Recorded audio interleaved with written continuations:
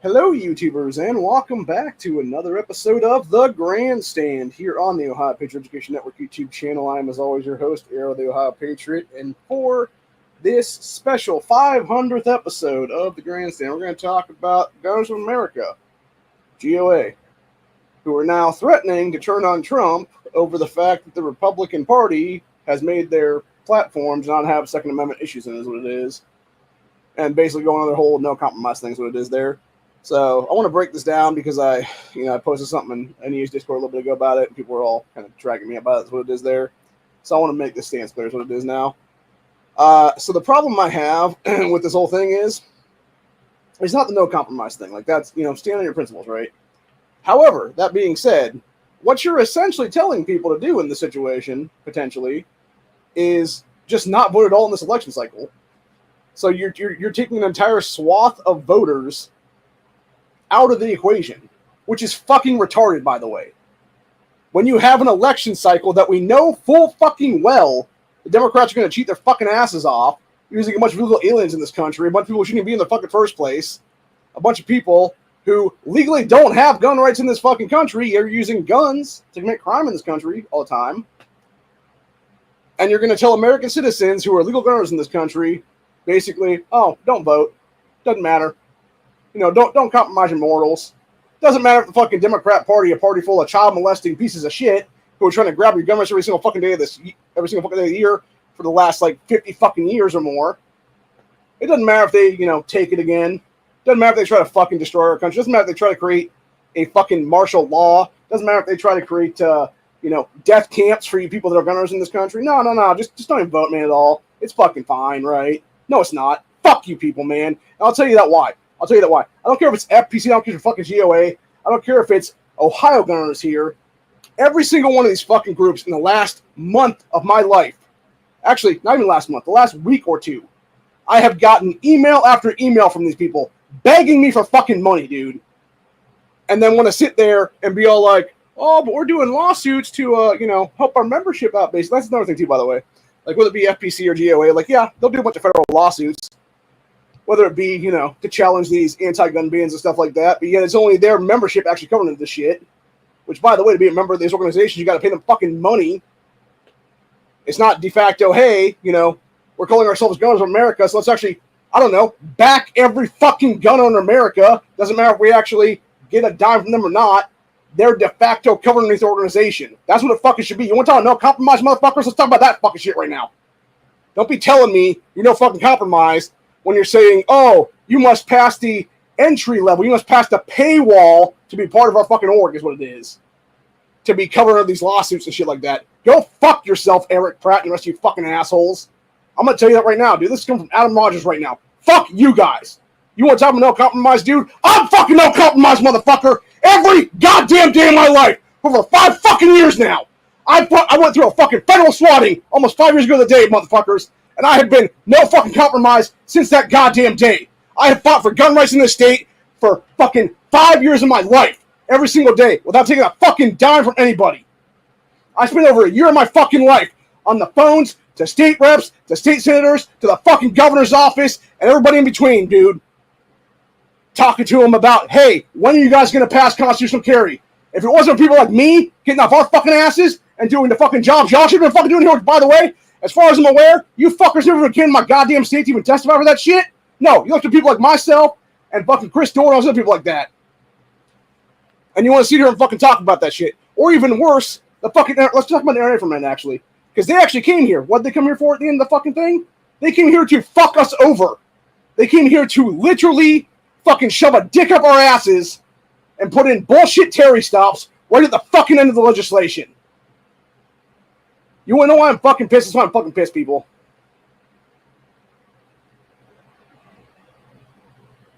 And I get you need money for fucking, do litigation and stuff like that. But at the same time, it's bullshit, dude. Because you're basically telling everyone, oh, let's just take ourselves out of the equation. Let's just not be part of this equation at all. Or even worse, it would be backing some third-party candidate, potentially, that claims to be pro-2A. But we've all seen how that fucking works out, by the way. It doesn't ever. because most of those motherfuckers are biggest turncoats of all. Dude. They're the actual Benedict Arnolds of the fucking country is what it is. And actually, that's another thing, too, by the way. For those who don't know, the story behind Benedict Arnold and stuff like that, apparently there's a lot more to that story, actually, like, of him, like, quote-unquote betraying George Washington and the Founding Fathers and stuff like that. Because apparently, from his perspective of things, they fucking left him for dead on the battlefield, dude.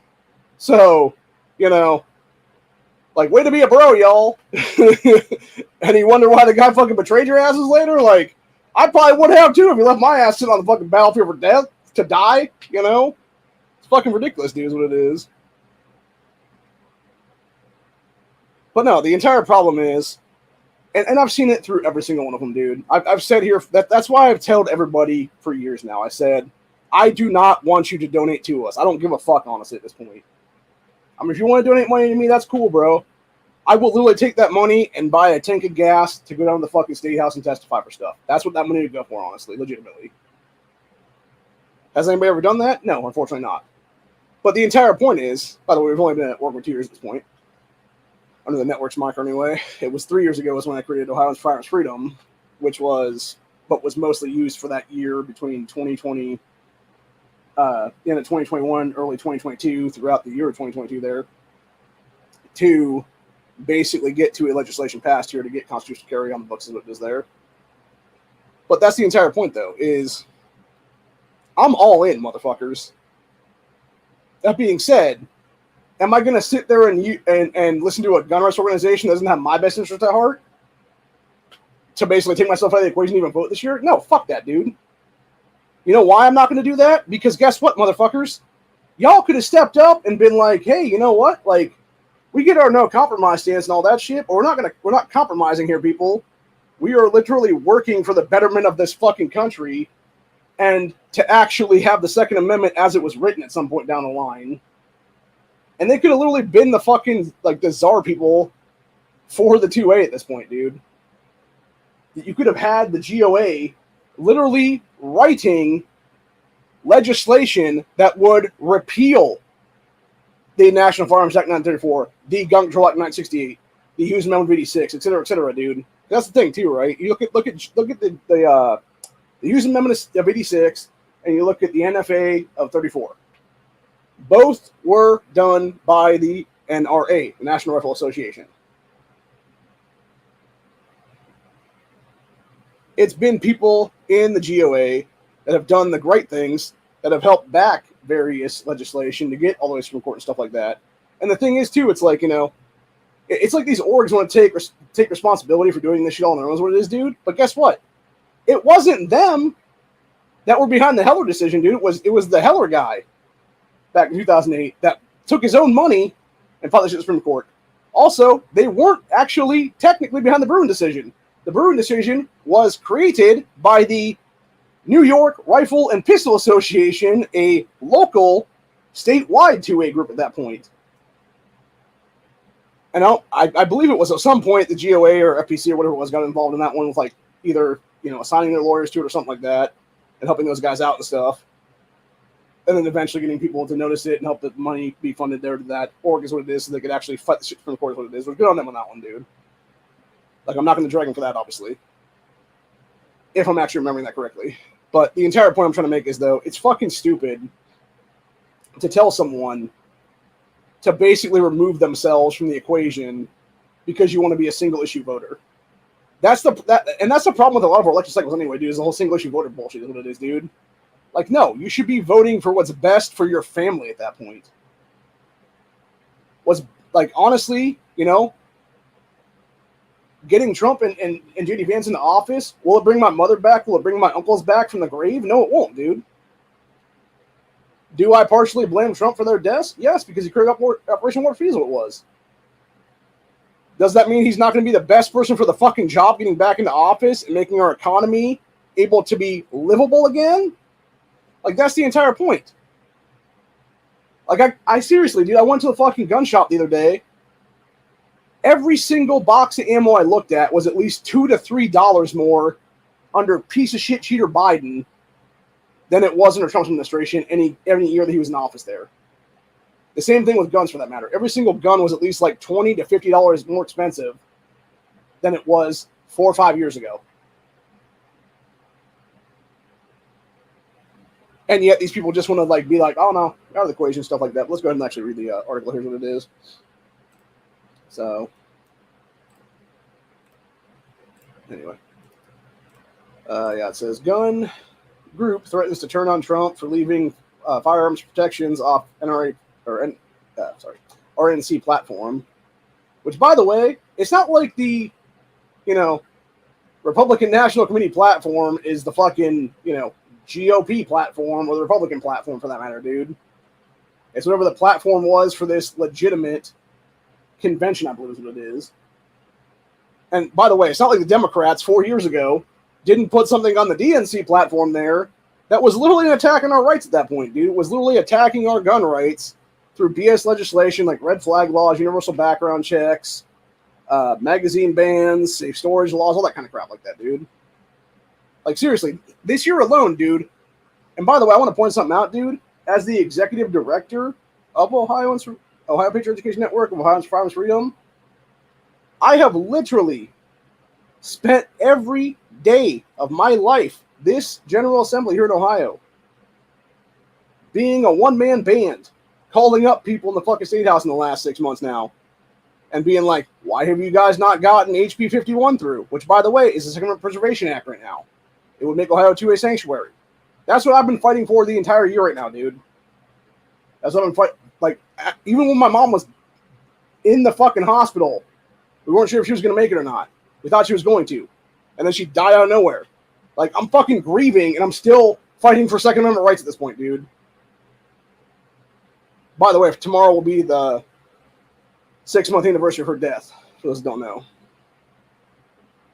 So yeah, if I'm a little bit pissed, if I'm a little bit fucking, sad, if I'm a little bit depressed, etc., it's probably because I just lost my fucking solo living parent at that point 6 months ago. I lost dad in 1987 when I was barely a fucking toddler. And I lose mom at 39. It hit you, man. It hit your heart, honestly. And then to sit there and act like these groups represent me as a whole. No, you fucking don't, dude. You represent yourselves. That's what you represent, dude. And then you claim to represent the gun owners of America. So, which, by the way, I'm pretty sure both GOA and FPC came out of California initially. Like, they were actually state orgs and then became, like, federal orgs at some point in the past if it was there. But, yeah, anyway, going on this thing now. Yeah, it says gun group threatens to turn on Trump for leaving firearms protections off RNC platform. It says a growing gun rights group is threatening to turn its back on President Donald Trump and the Republican Party for leaving protections for firearms owners off the party platform. It says, quote, our stance is simple. Luis Valdez, national spokesman for Gunners of America, told Washington Examiner, we will not compromise. We will be relentless in holding Republicans accountable for their campaign promises. Republicans campaign that they are pro-gun. We will hold their feet to the fire. As you should. And I'm fine with that, dude. I'll do that shit too, honestly. Hell, what the fuck do you guys think I was doing for a year when I was fighting for constitutional carry here? I was literally dragging these people to the fucking fire to throw their feet on the fucking fire. Like, that's the entire point, dude. There were so many of these fucking motherfuckers over here in the state of Ohio at a state level. There are state reps, state senators, and stuff like that. Don't give a shit about the Second Amendment, dude. And then falsely represent me and everybody else in the state as our, representation is what it is there. It's bullshit is what it is, honestly. So, by the way, Luis Valdez, I believe, was in Florida. He was the guy who, I want to say it was about a year or two ago. Maybe a little bit longer than that now. It was when you had, it was GOA delivering a bunch of legislation, or a bunch of, like, signature things to the desk of some, like, state senator or something down there. And then they had left it, they had set it on the table, whatever the case be, and then I think whoever left it had gone to the bathroom or something like that, and then came back like a minute or two later and found the paperwork in the trash at that time because it was the state rep's aide had tossed the shit in the garbage. And they were dragging his ass on that one, rightfully so. And, of course, you basically still, since then, and I want to point something out, too, by the way, as much fight as people for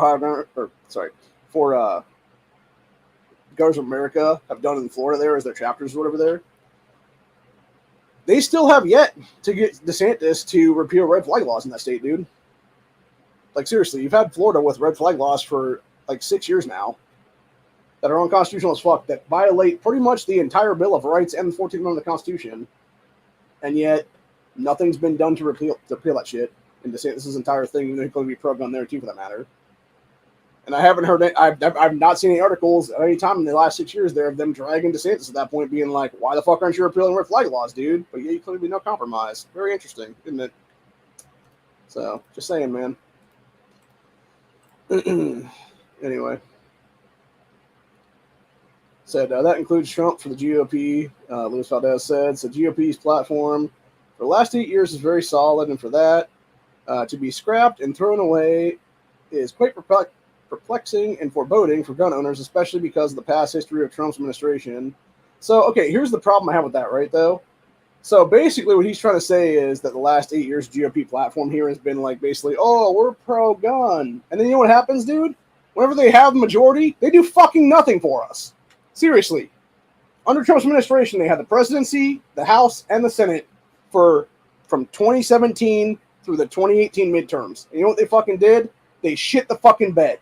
We could have had the Hearing Protection Act in place. We could have had a repeal of every single anti-gun thing from Hughes Amendment to GCA to NFA, etc. And they did fuck all to make it happen, dude.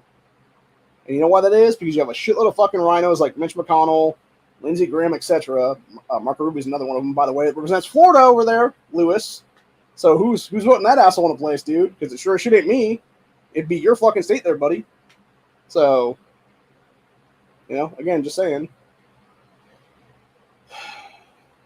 And and by the way, for those interested that have never watched me on this channel before, never watched the channel before, I have actively called out Sherrod Brown's cheat here for fucking 6 years now. Since the 2018 midterms, that son of a bitch cheated way back in the U.S. Senate, dude. I've called that motherfucker out on that, dude. To the point where I've gone around to see death dates on people's gravestones so that I could eventually get a hold, which I still have not been able to get a hold, by the way, the 2018 voter rolls there. Because if I had them, dude, I would have more enough evidence in hand right now to literally hand Secretary of State Frank LaRose to have the powers between him and Attorney General Dave Yost to arrest Sherrod Brown's ass for voter fraud at this point. And remove that anti-gun cocksucker from fucking Senate immediately is what it is then. I've also, by the way, in the past, few months now since I found out about it, have called out that little bitch Bernie Moreno right now who's trying to run against Sherrod Brown this year for his fucking anti-gun stance about magazine capacity. Which, by the way, in 5 years' time almost to the day, that dude still has not, at any time, given any interview, given any, there's been any article made about it, no apologies at all from that douchebag. To be like, oh, I fucked up, I'm sorry about, saying magazine capacity should be limited, basically. That's what fucking Bernie Moreno's stance is, dude. Like his whole thing in that stupid-ass podcast he interviewed back in 2019 after Dayton Massacre, who it was, he's like, well, nobody really needs these drums. And you know what else we don't need? A little bitch fucking used car salesman in the U.S. Senate, asshole. That's what I've said before. I'm not voting Sherrod, I'm not voting for fucking Moreno. That's where my no compromise comes in at, dude. I'll fucking write my own goddamn name in there if I have to, what it comes down to being. Or I'll just leave the whole fucking thing blank for U.S. Senate race is what it is then. Out of the state of Ohio. So. Anyway.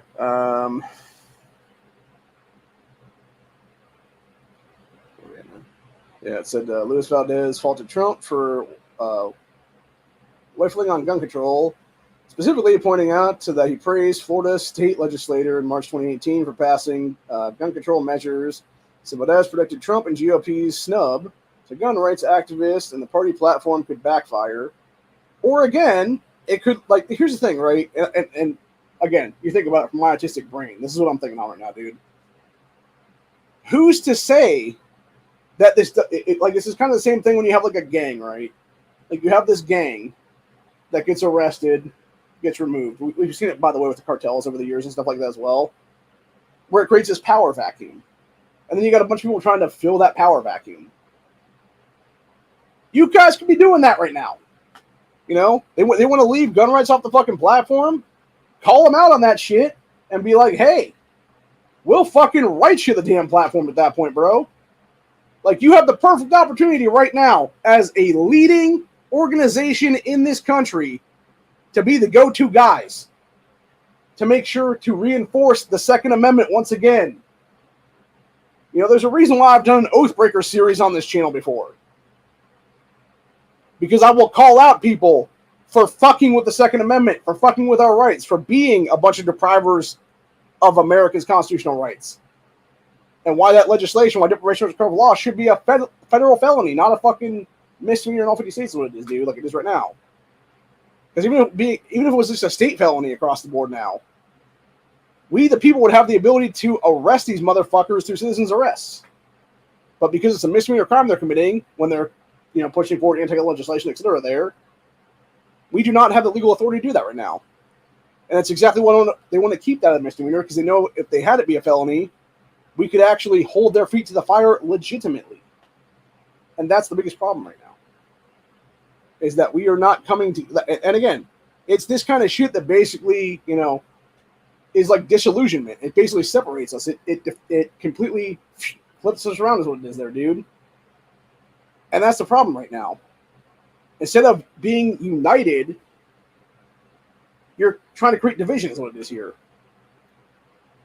And like I said, it could be a united front at that point where you just have like 20 different gun groups, both at a federal and a state level, come together and help craft one of the best pieces of Pro 2A legislation for a platform ever. But no, you're just going to sit there and drop the ball, Lewis. Like, what the fuck, dude? It just... Oh, my God, dude. It makes my head hurt, honestly, dude. Anyway, yeah, so but that's pretty nice. The Republican Party has forsaken one of the most diehard bases of the party. Yeah, and you know what they're doing at the same time, dude? They're bringing in people like Amber Heard to fill that void with a bunch of minorities now is what it is. So what the fuck? You know? I would honestly, like, in that same vein of things, though, I would really love to know, like, how many people are voters right now that would be gunners in this country that would actually be voting under Republican right now is what it is, dude. That potentially would leave just because of this shit. Because like I said, if your single issue is that really, dude, like I get, you know, I understand, like, again, shall not be infringed. We get it, man. It's been fucking drum beating people's heads for decades now. I totally get it. I totally do, man. I also understand what's happening in our country right now. That you're never, like, that's the thing. If there was some third-party candidate, dude, that came out of nowhere right now and was like, oh, yeah, back Second Amendment so hard, and like, they're going to give you lip service with this, dude. And they're going to drag voters away, maybe from the Democrat Party, but I'm sure enough from the Republican Party at this point then. And you know what that's going to do? That potentially could be what cost Trump this election then. Is that really what you want? Is another 4 years of cheater-ass Biden? Is another 4 years of a dementia pedophile fuck in power right now that is like this fucking close to dying of natural causes now? I mean, seriously, the guy contracted COVID today, for God's sakes. Like, I think that's how they're going to try to run him off right now is what it is, dude. Like, they're going to basically be like, oh, yeah, Biden got COVID. Oh, we thought it was a mild case, but oh, my God, it got so much worse. And now Kamala Harris is somehow fucking fake-ass president or something, dude. That's what the scary fact is right now. I can see them doing that, dude. Deep state powers that shouldn't be, all the globalists out there and stuff like that, dude. If that's their fucking endgame right now. It's like, oh, yeah, they fucked up. They couldn't assassinate Trump, whatever the case be, so they just decided, you know, get rid of Biden then instead. So, you know, who knows? It's a scary thought to think about. And it's fucking insane that we would have to speak about it, though, dude. But this is what I'm saying. I want that information to be out there because these fucking people are that goddamn psycho is what it is, dude, in the Democrat Party. They're willing to sacrifice their own to achieve their final end game, which is literally Hitler-style gun confiscation, people. Like, is that what you want? Do you want a party of Trump and J.D. Vance where right now there's no gun stance or whatever the case be, but yet Vance as vice president could bring a huge one, you know, a couple months down the road or whatever the case be? Or do you want a party in the Democrat Party that are literally trying to give illegals the power to be police officers in this country to come kick your fucking door in and kill you and your fucking family and take your guns. Because I'll tell you right now, dude, I'm sure as shit gonna back the fucking Trump Vance party at that point. Because that's the truth, man. And I'm not trying to fearmonger. I'm not trying to scaremonger. I'm just speaking the fucking truth at this point, dude. Like, that's the fucking endgame of these people, dude. Like, the Democrat Party, the party of demonic evil in this nation, is that fucking psychotic. That they will go for broke. They will literally destroy this country from the inside out to get their fucking endgame achieved of total disarmament.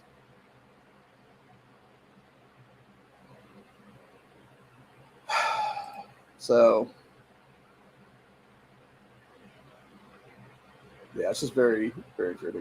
Okay, I guess I was wrong about GOA. It's actually Virginia-based. It was FPC that I was thinking about that was from California and then became a national gun org is what it is here. So, I know Vance was speaking tonight. I don't know if he has spoken yet or not at this point, but anyway. Yes, it goes to America, a Virginia-based gun rights group, has organized in the shadow of the National Rifle Association for years, but has risen in rank, growing more than 2 million members. Okay, so see right there. Okay, so 2 million people, right? So they're basically, essentially saying they would take away potentially 2 million voters from Trump at this point to not vote at all, basically, would be my assumption. Because they're not going to vote for Democrats, obviously. They're actively trying to destroy their government as it is right now, currently, dude. So yeah, you just have 2 million people not voting at all then, which is fucking dumb. Especially when we know for a fact there's at least 20 million illegals in this country right now that are definitely going to be voting illegally in most states in this country right now, dude. So, why would you take away 2 million legal voters that could offset at least, like, you know, a tenth of the illegal bullshit then, dude? It's fucking dumb. It literally goes back to the old saying of, you know, you can't see the forest through the trees kind of thing. Like, that's truth, man. Like, you're not seeing the long game. You're not seeing the big picture, long run, you know, 5 years from now, basically. That's where my autistic ass comes in, people. I can see that big picture. I can see where we're heading and how to fucking fix the problem right now that could lead us to a different fucking track is what it is. And a better country down the line. I also want to point something out, too, on that one. It seems like there's a lot of people involved in GOA that could be running for political offices in this country and fixing things from the inside out of this country as well, for that matter. But they're not doing that at all. You know who is doing that, though? Is piece of shit Michael Bloomberg, anti-gun fuckboy, who is backing campaigns, both shadow and in your face, for that matter, where he's literally handing state reps a stack of cash and stuff off and on, or he's literally putting people like Michelle Grimm here in Ohio into place, or Rachel Baker, who's also one of his MDA members, into place here in Ohio. He's backing their fucking campaigns, dude, financially. So it's dumb as fuck to me. Like, if that's the thing, right? Though, if GOA wants to take a bunch of money and membership and stuff like that, dude, that's cool. Then figure out a way to have a campaign wing and actually back pro-2A candidates in state races and in federal races to offset things and get the shit passed from the inside out by having your people in power, guys. You want to talk about no compromise? Dude, that's how you do no compromise. You do a big picture thing where you get your own agents installed into power to push pro-2A agendas, to be the oath keepers of this country. Again, this is the problem. You got people like Luis Valdez being like, oh, no compromise, but yet you're not going to actually go far enough to fix the fucking problems from the inside out, dude. Like, that's the one thing. As much shit as I will give Brandon Herrera for not, you know, challenging the BS results there in Texas, at least he did. That dude spent over $1 million of his own money to try to run for office and get in there as a pro-2A dude. So this is my fucking challenge to the GOA out there, dude. Shut the fuck up, put your money where your mouth is, and start backing pro-2A candidates for this election cycle and every election cycle going forward, or shut your fucking mouths, honestly, for our person it is. If you want to see there be no compromise, dude, let's fucking do that shit. make America a better country by electing pro-2A candidates that you are financially backing. And it's that simple, really.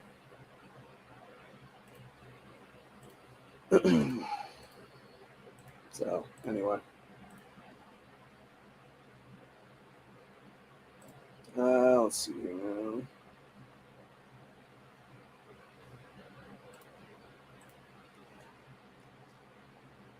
Yeah, grab my glasses back on so I can read this. Yeah, I talked about GOA membership. 2 million members are committed to taking down lawmakers who show any sign of compromise or gun control. Well, that's a bunch of bullshit lies because, again, if they were really doing that, dude, they would have came here to Ohio years ago and taken the information I have on pieces of shit like Allison Russo and Casey Weinstein and taken these fuckers down permanently then. Straight to a jail cell is what it is. But no, instead, I'm the one fucking calling the shot all the time is what it is, dude. It's a solo guy right now. So, anyway. And that's another thing, too, by the way. The real problem with Gunners of America is, dude, they don't even have chapter heads in all 50 states, for that matter. Let alone have, like, a broad enough base to be, you know, like, on the ground, like, boots, you know, to go even do things as it is there. And if they do, it's maybe, like, one person. Because I was talking, I remember years ago, when I was talking to Guns and Barbecue, and I was talking to John Crump at that time, because he was supposed to be, I believe it was Virginia's chapter head or whatever at that time in history. And we were discussing, like, who Ohio's was, and I think they even say they had one for Ohio at that time is what it is, dude. They had some dude in Pennsylvania is what it was then, who, you know, has obviously dropped the ball there because Pennsylvania's gone more anti-gun since then is what it is. But, yeah, anyway. So, my glasses are getting really... What the fuck's wrong? They're all dirty and shit. Yeah, like, no matter how much I'm trying to, like, rub the crap off of them, it's, like, clouding over or something real bad. You guys need to get, like, a cloth and, like, a wet wipe or something, maybe. It's very irritating. Especially when you're trying to read, because you can't see otherwise. Anyway. Yeah, so GOA probably pitches itself as no compromise gun group and has spent more than $3 million last year on lobbying efforts. Okay, so they could have taken that $3 million lobbying, taken like $1.5 million of it and put it into candidates, dude. Spend $1.5 million on lobbying, spend $1.5 million on candidates, get them into office then. So capitalized on RNA's financial and legal woes and emerged as a power player in politics.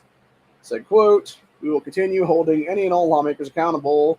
Doesn't matter if they're Republican or Democrat," which it shouldn't be just Republican, Democrat. It should be all parties at this point. You shouldn't have fucking two-party primaries. What it is there, dude.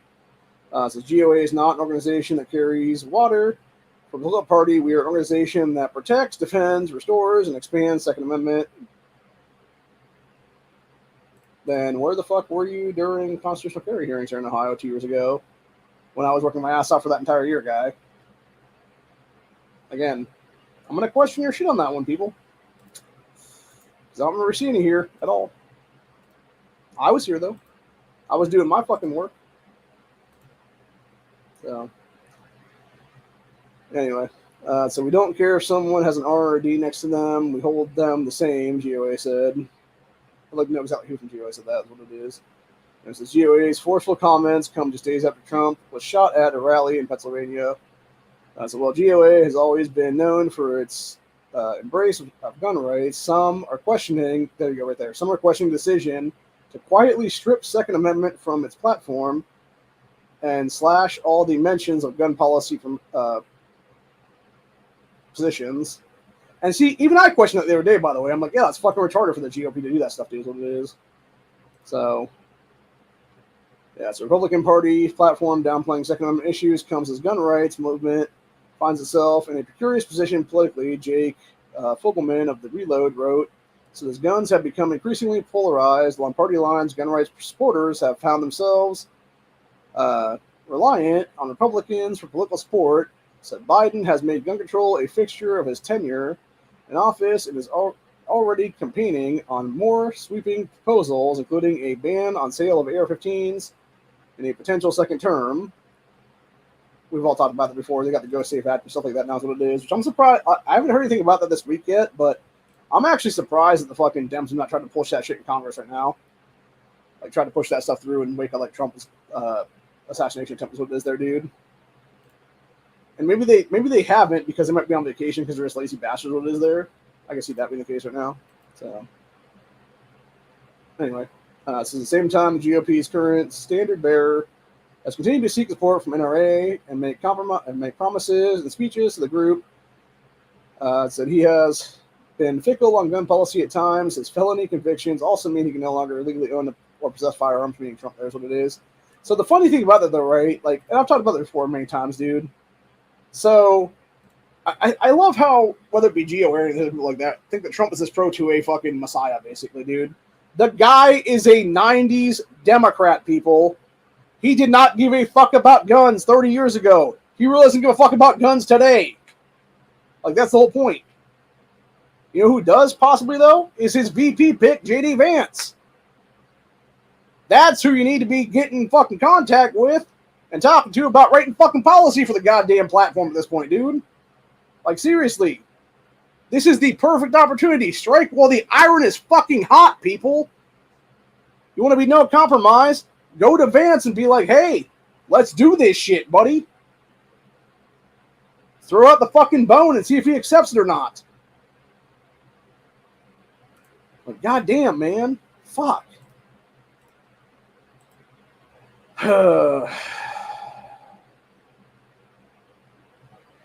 And see, okay, so this is another thing too, by the way. So it's not as if Trump's the one like telling them, oh, don't put this in there, or whatever the case be. No, it was the Republican National Committee voting, which was an 84-18 vote to advance his new 2024 platform. So you're talking about 102 people coming together. 84 of them were like, yep, let's do it this way. So no, if you want to blame people, blame those 84 people that voted yes on the fucking platform without two-way shit in it, dude. Like, it's not that hard, people. Not that hard at all, really. So, anyway. Talk about Trump's America First policies, but barely mentions gun rights. So, 2016 GOP platform devoted 3 hefty paragraphs to the gun rights proposal. Taking aim at Democrats' proposals that would eviscerate the Second Amendment. It listed pro-gun policies it wanted to enact, as well as gun control measures it opposed. 2020 party promised to enthusiastically support the president's America First agenda. So see, that's another thing too, by the way. So again, going back, they claimed that they were going to do that shit, but you know what they never fucking did when they actually had the power to do it? A goddamn thing, people. They were the ones that were compromising the whole fucking time. So it's like, would you rather have them fucking lie to your face again? Or just say, you know what, fuck, we're not going to put it in here at all, basically. I'd rather have the second one, honestly. Because at least then they're not lying to you anymore.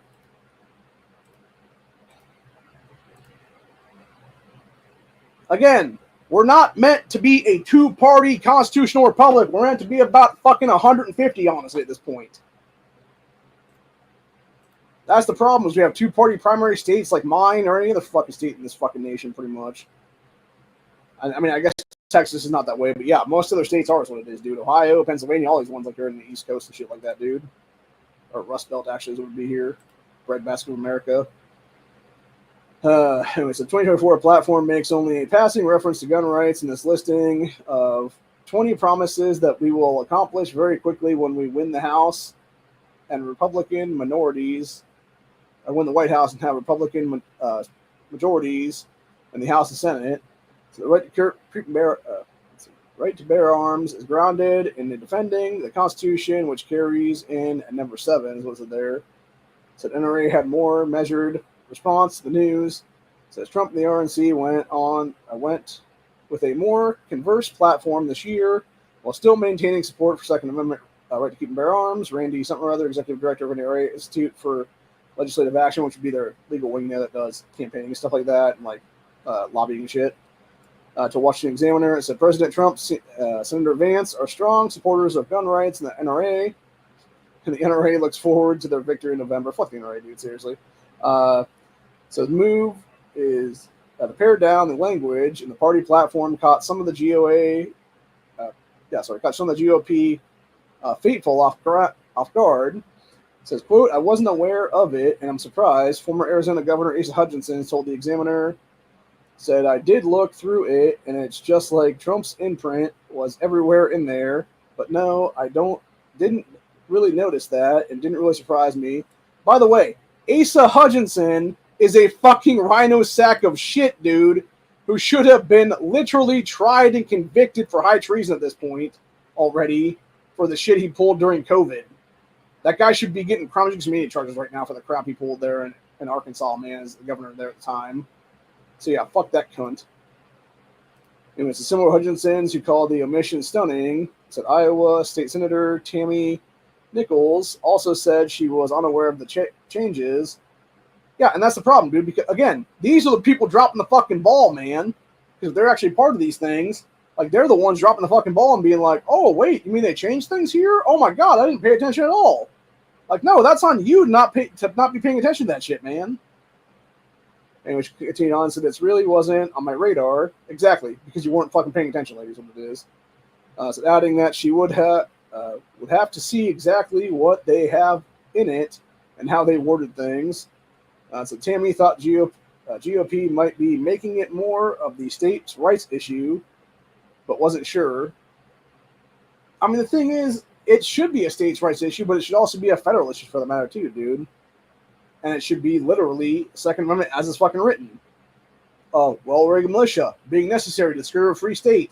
Right of the people to keep and bear arms shall not be infringed. It's not that hard to figure out, people. Now, granted, there's actually more to it than that, because that's just like what was written in the actual Constitution. There's, the Federalist Papers and the Federalist Papers that were out there that were the lead up to the Constitution and stuff like that by our founding fathers.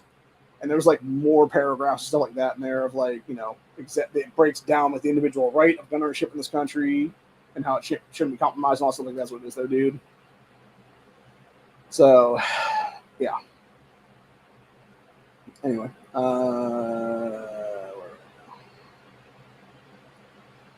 this Tammy Nichols woman continued on and said, Second Amendment applies to everyone all over the nation.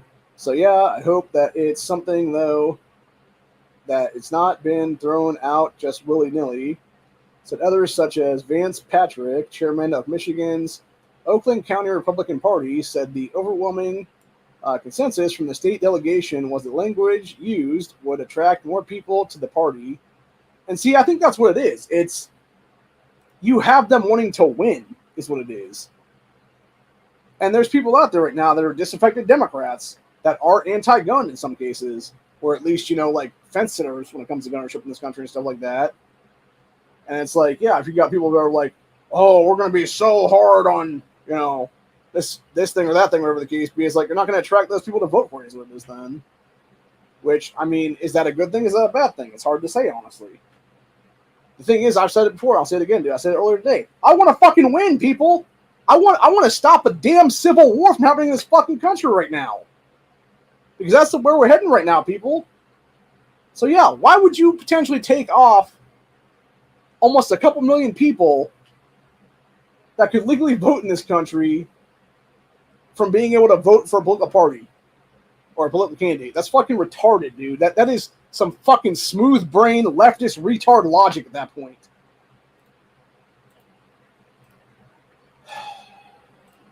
That's some Matt Walsh logic, honestly, when he was giving shit to Amber Rose the other day is what it was there.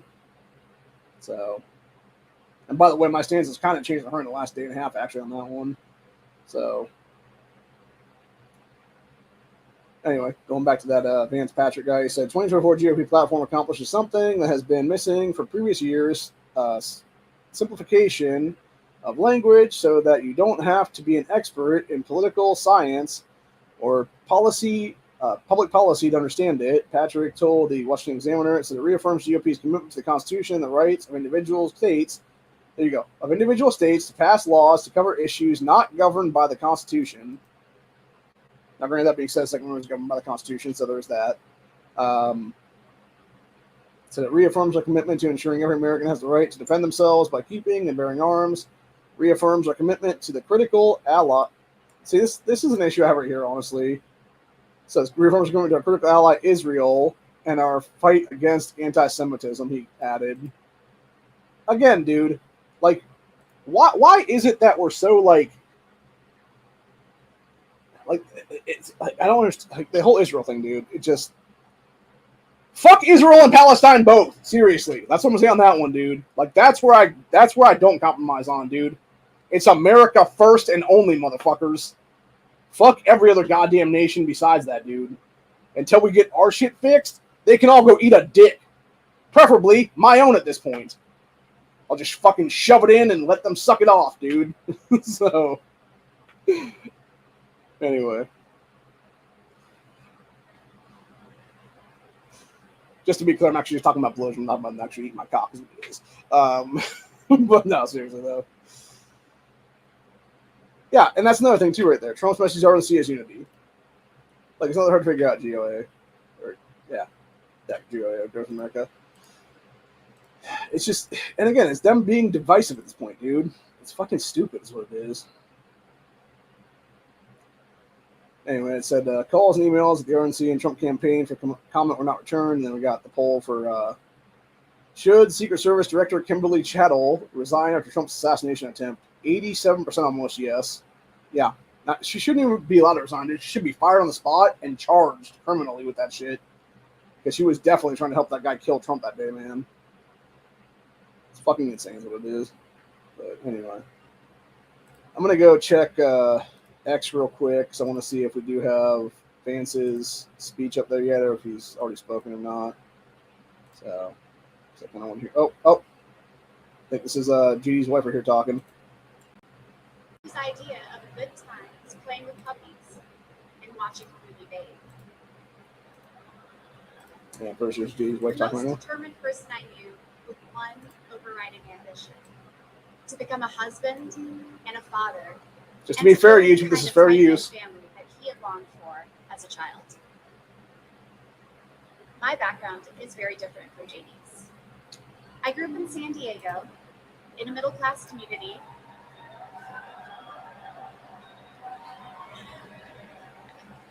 With two loving parents, both immigrants from India. And I gotta say, man, that photo they showed of her with JD the other day, she looked way hot. She looks fucking haggard in this. Like, her makeup looks terrible. She hasn't on at all. This great country.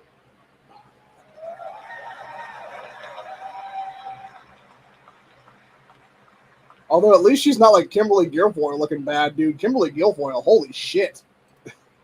And it tells you something about they talk about botched plastic surgery, dude. When JD met me, he approached our differences with curiosity and enthusiasm.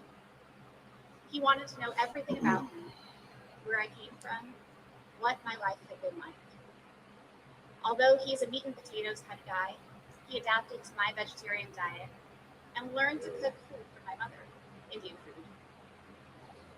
Before I knew it, he had become an integral part of my life. It makes sense how he lost weight. I cannot imagine living without.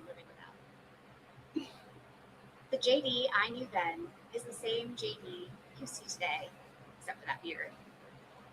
And stop shit talking the badass beard lady. His goals in this new role are the same that he has pursued for our family: to keep people safe, to create opportunities, to build a better life, and to solve problems with an open mind. It's safe to say that neither JD nor I expected to find ourselves in this position. The old beard comb. But it's hard to imagine a more powerful example of the American dream. A boy from Middletown, Ohio.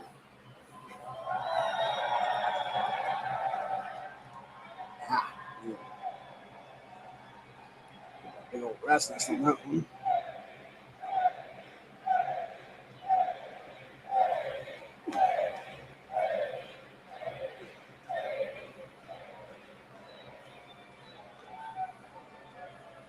Raised by his grandmother through tough times, chosen to help lead our country through some of its greatest challenges.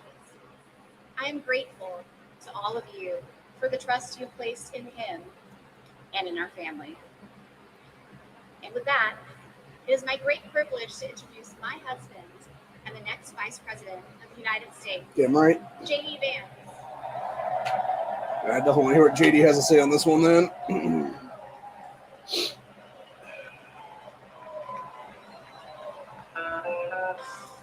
Oh. Okay, well, that's copyrighted music, so I'm not going to let that play. Don't try to channel strike me, YouTube. I just wanted to hear Mr. Vance speak.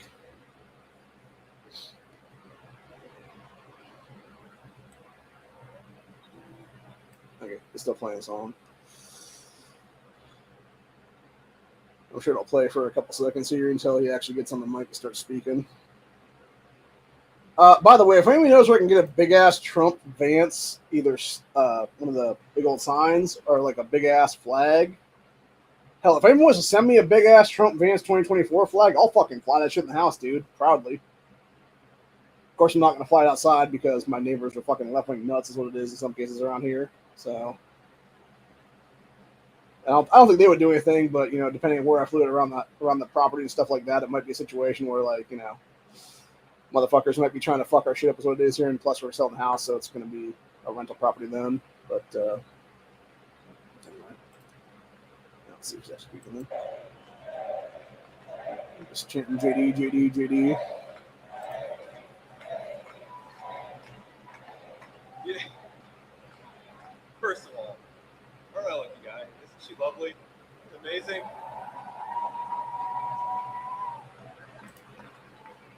Greetings, Milwaukee, my fellow Americans and my fellow Republicans. My name is J.D. Vance from the great state of Ohio.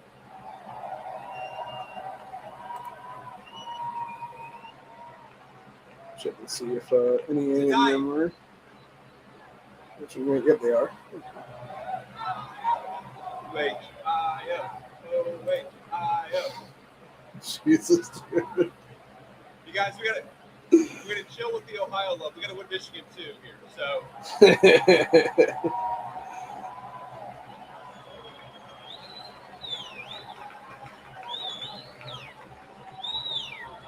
My friends, tonight is the night of hope. Yeah, that's a good one. I'm not gonna lie. A celebration of what. Obviously, those don't know, Ohio State and Michigan has always had a rivalry in football here.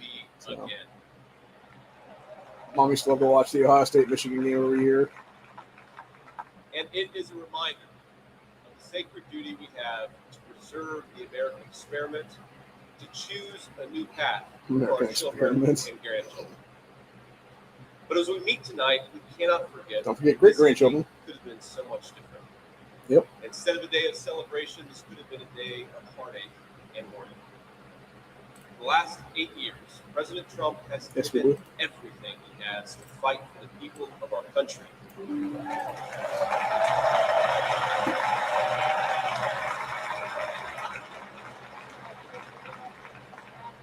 He didn't need politics, but the country needed him. Yep. Did it? Now, prior to running for president, he was one of the most successful businessmen in the world. He had everything anyone could ever want in a life.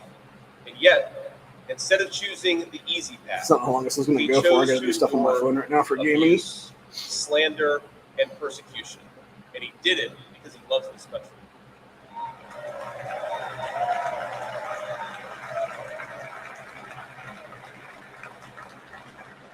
I want all Americans to go and watch the video of a would-be assassin coming a quarter of an inch from taking his life.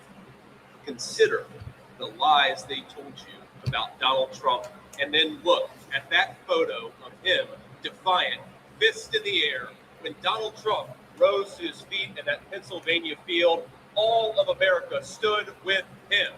Yeah, right, we did.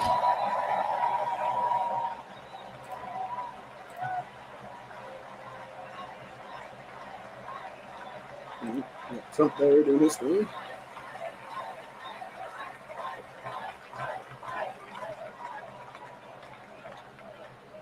And what did he call us to do for our country?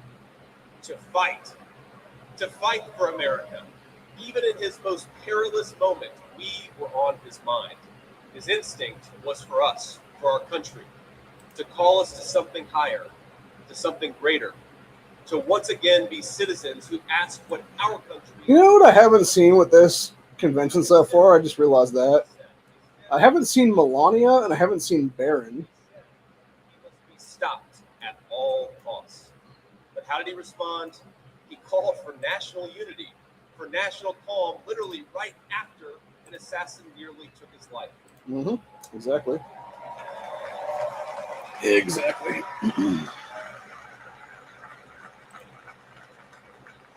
He remembered the victims of the terrible attack, especially the brave Corey Compertori, who gave his life That's how you to pronounce that protect guy's his name. family. So it's Compertori. Yeah, that's a really God bless him. weird last name, dude. And then President Trump flew to Milwaukee and got back to work.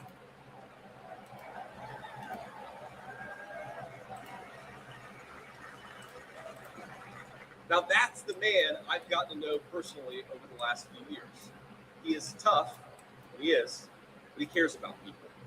He can stand defiant against an assassin one moment and call for national healing the next.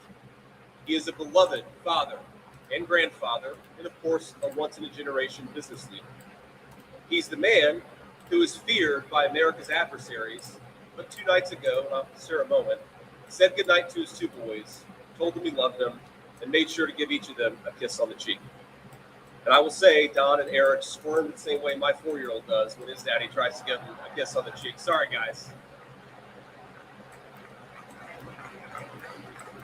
He is all those things. It's kind of a weird thing to do as a grown man. And future President of the United States of America.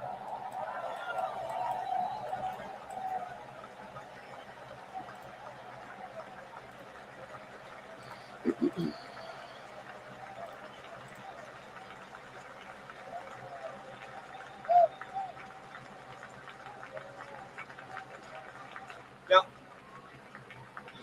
I want to respond to his call for unity myself. We have a big tent in this party on everything from national security to economic policy. But my message to you, my fellow Republicans, is we love this country and we are united to win. As you should be.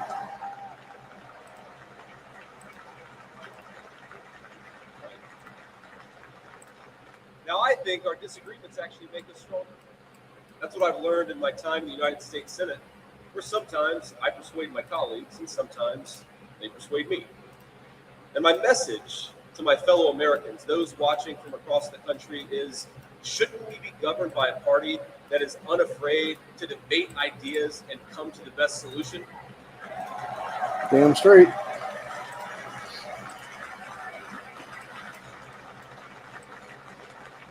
That's the Republican Party of the next 4 years, united in our love for this country and committed to free speech and the open exchange of ideas.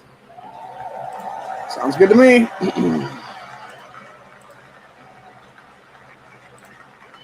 And so tonight, Mr. Chairman, I stand here humbled, and I'm overwhelmed with gratitude to say I officially accept your nomination to be Vice President of the United States of America.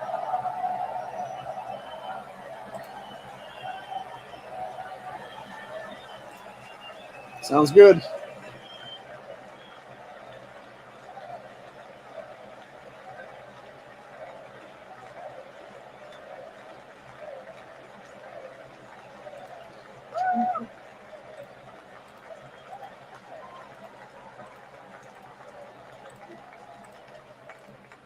Now, never in my wildest imagination could I have believed that I'd be standing here tonight. I grew up in Middletown, Ohio. A small town where people spoke their minds, built with their hands, and loved their God, their family, their community, and their country with their whole hearts. But it was also a place that had been cast aside and forgotten by America's ruling class in Washington. Yep. He's going to start talking about drug addiction and fentanyl. A career politician by the name of Joe Biden supported NAFTA, a bad trade deal that sent countless good jobs to Mexico. Mm-hmm. When I was a sophomore in high school, that same career politician named Joe Biden gave China a sweetheart trade deal that destroyed even more good American middle-class manufacturing jobs. Damn right it did. And that's why Biden should be brought behind treason charges right now to this day. School, that same Joe Biden supported the disastrous invasion of Iraq. And at each step of the way, in small towns like mine in Ohio or next door in Pennsylvania or Michigan, in states all across our country, jobs were sent overseas and our children were sent to war. Yep. And To die, by the way. Let's point that one out.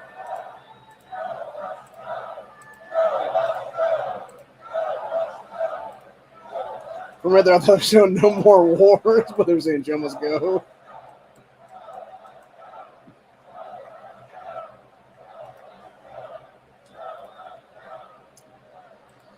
Yep, Biden I must agree. go. And somehow, a real estate developer from New York City by the name of Donald J. Trump was right on all of these issues while Biden was wrong. Yeah, right, he was. President Trump knew even then that we needed leaders who would put America first. By putting Americans first, by the way. Now, thanks to these policies that Biden and other out-of-touch politicians in Washington gave us, our country was flooded with cheap Chinese goods, with cheap foreign labor, and in the decades to come, deadly Chinese fentanyl. Uh-huh. Joe Biden screwed up, and my community paid the price. Now, I was lucky. Despite the closing factories and the growing addiction in towns like mine, in my life, I had a guardian angel by my side. She was an old woman who could barely walk, but she was tough as nails. Well, I called her Mama. family would be one, Name we obviously. hillbillies gave to our grandmothers. I would say America for sure at this point. Mamaw raised me as her own. Mamaw raised me as my mother struggled with addiction. Mm-hmm. Mamaw was in so many ways. I want to point something out too is that Judy's mom was able to get over her addiction now. She's clean and sober to this day. So.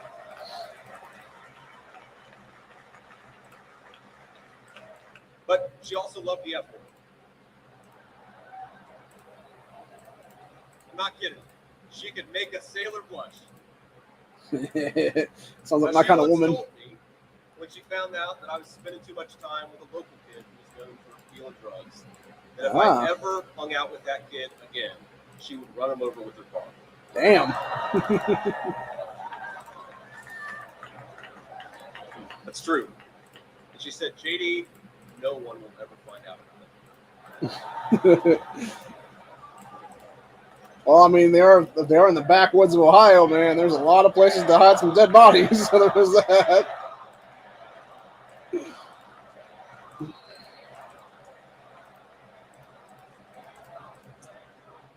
Now, thanks to that man watching it. After 9/11, I did what thousands of other young men my age did in that time of soaring patriotism and love of country. I enlisted in the United States Marines.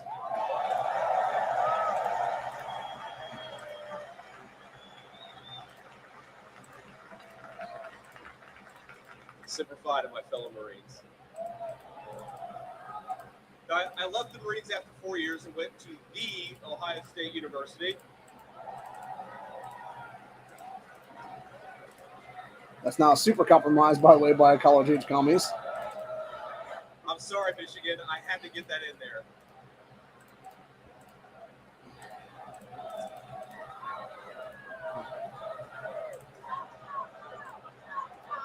Come on.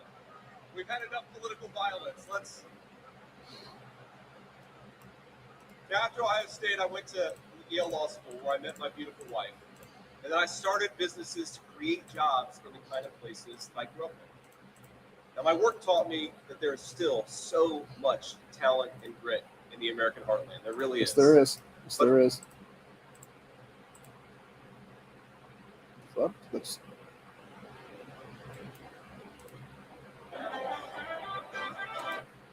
The fuck? It's like it just went out on me or something. That was weird. Huh. Taught me still so much talent and grit in the American. The hell? It's like their live stream like fucked up or something.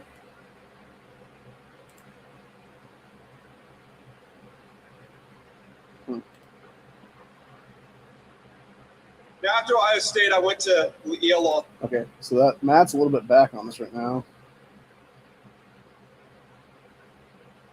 So I might fuck up My still. work taught me that there is still so much talent and grit in the American heartland. There really is.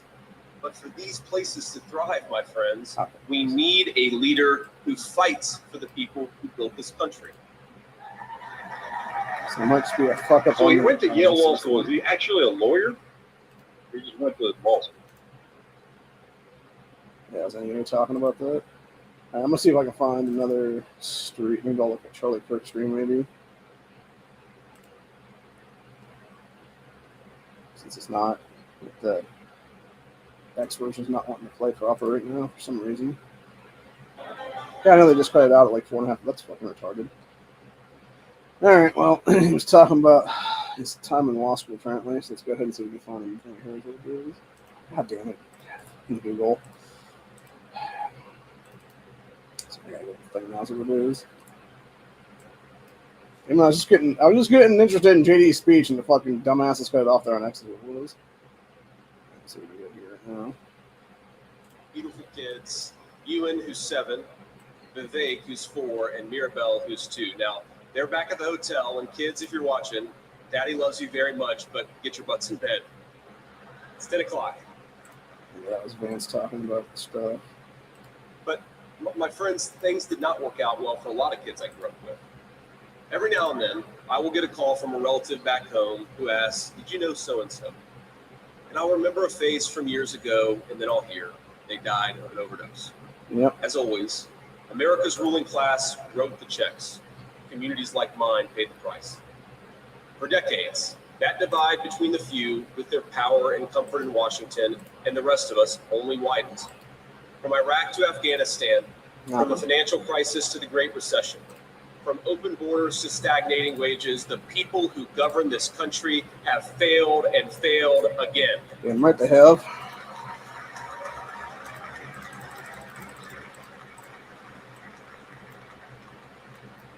That is, of course, until a guy named Donald J. Trump came along.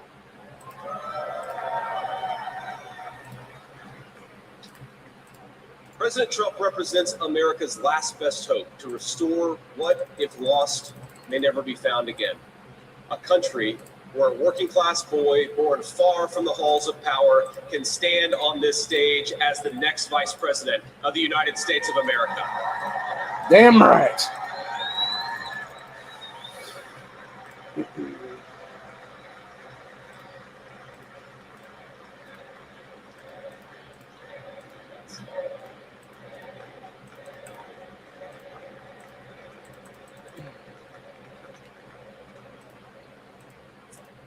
But my fellow Americans here in this stage and watching at home, this moment is not about me. It's about all of us.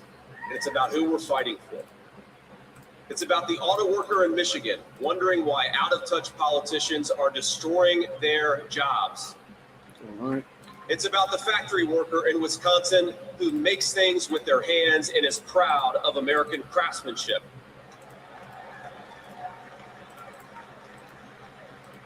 It's about the energy worker in Pennsylvania and Ohio who doesn't understand why Joe Biden is willing to buy energy from tin pot dictators across the world when he could buy it from his own citizens right here in our own country.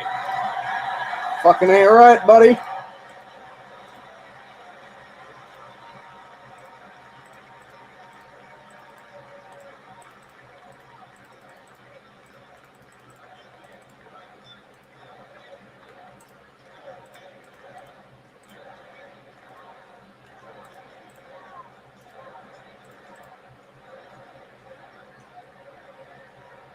Trying to figure out the fuck they're saying. They're saying Joe hates something. You guys are a great crowd. Wow. And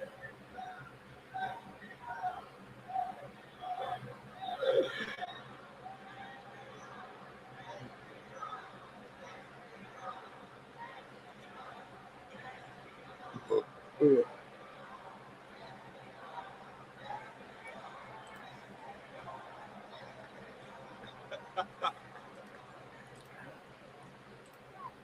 Oh, and it's it's kind of about, warm our now. movement is about single moms like mine who struggled with money and addiction but never gave up.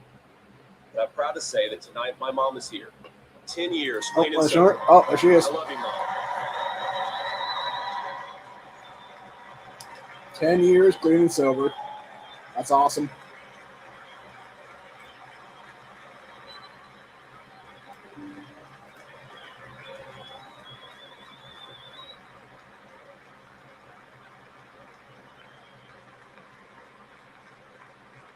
Yeah, I can kind of see why they got Amy Adams to play her, man, because she kind of does look like a really old version of Amy Adams right now.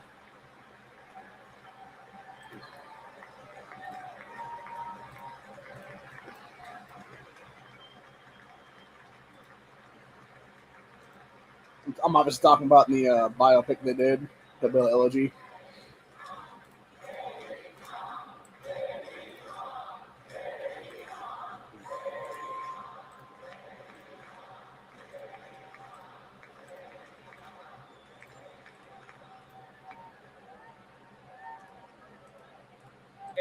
And you know, Mom, I was thinking it'll be 10 years officially in January of 2025. And if President Trump's okay with it, let's have the celebration in the White House.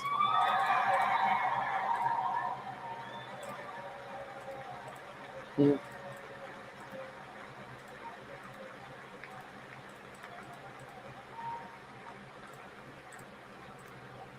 So you're saying 10 years would be then, or it would be 11 years then?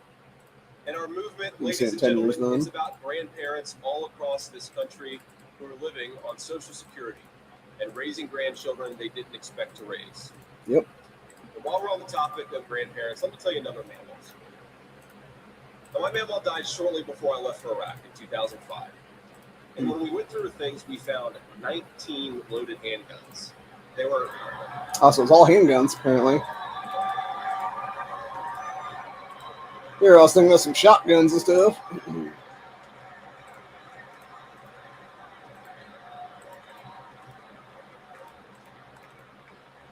Now, the thing is, they were stashed all over her house. Under her bed, in her closet. Oh, she knew what the fuck was up, man. Gotta stage them guns, baby. What was going on? And it occurred to us that towards the end of her life, Mammal couldn't get around so well.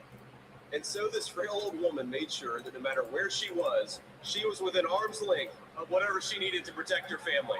Damn That's right. what we fight for. That's American spirit. Damn right, baby. I think that's that hard meat Dylan woman right there that you showed. The Indian looking chick in the crowd there.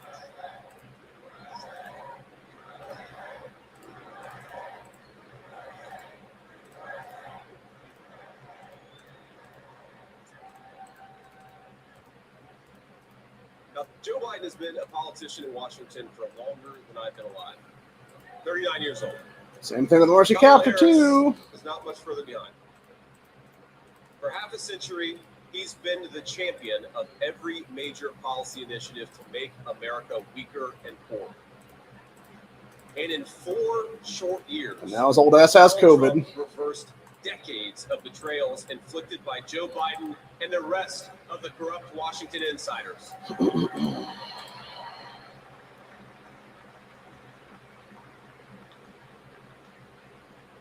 He created the greatest economy in history for workers. It really was amazing. There's this chart that shows worker wages, and they stagnated for pretty much my entire life until President Donald J. Trump came along. Workers' wages went through the roof.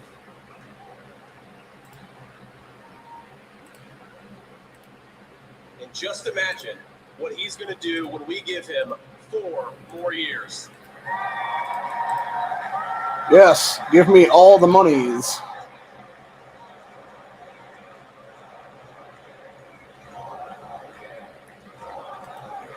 No, they never showed Grandma armed in the Hillbilly Elegy movie. It was more or less just Glenn Close's grandmother being like. That's again the problem with the movie is like an hour and a half, so they really didn't get like a whole lot into the backstory, unfortunately. I heard some young family. Like that's what I'm saying. They should have did it like a 20 episode, 2 season storyline or something like that. Could afford to buy a home when they first entered the workforce. But I don't know this person observed if I'll ever be able to afford a home. the absurd cost of housing is the result of so many failures, and it reveals so like much illegal immigration about into this what's country. broken in Washington.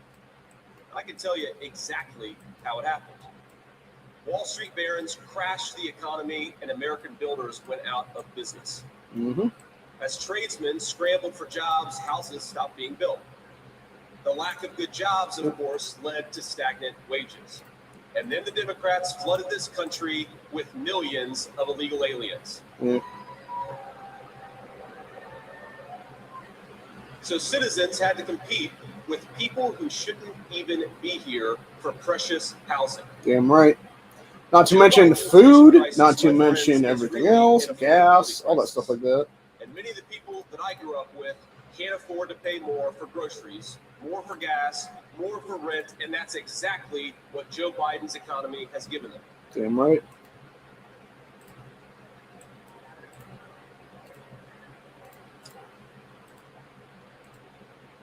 Fuck Biden, fuck Biden, fuck Biden, all day long.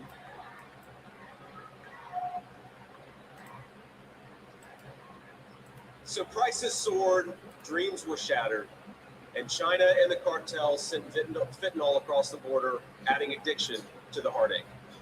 Dude, we need to get fentanyl trending now. End of our story. We've heard about villains and their victims. I've talked a lot about that, but let me tell you about the future. President Trump's vision is so simple and yet so powerful. We're done, ladies and gentlemen, catering to Wall Street. We'll commit to the working man. Damn right.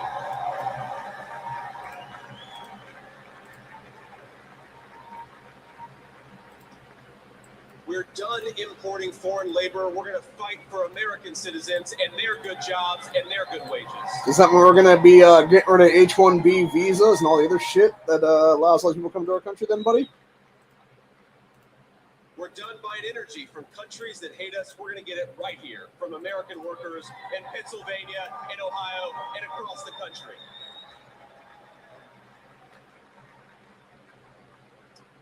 We're done sacrificing supply chains to unlimited global trade, and we're going to stamp more and more products with that beautiful label, Made in the USA. I mean, damn, JD, my dick can only get so erect, sir. We're going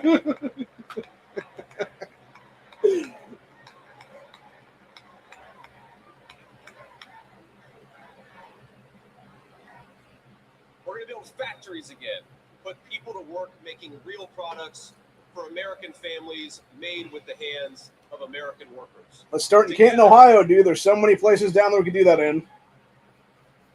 We will protect the wages of American workers and stop the Chinese Communist Party from building their middle class on the backs of American citizens.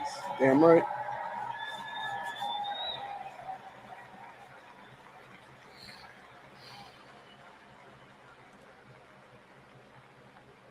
Yeah, I know it was like $350 the other day when I went out with my cousin. Together, we will make sure our allies share. And I saw with my uncle when I went to some college the other day. No more free rides for nations that betray the generosity of the American taxpayer.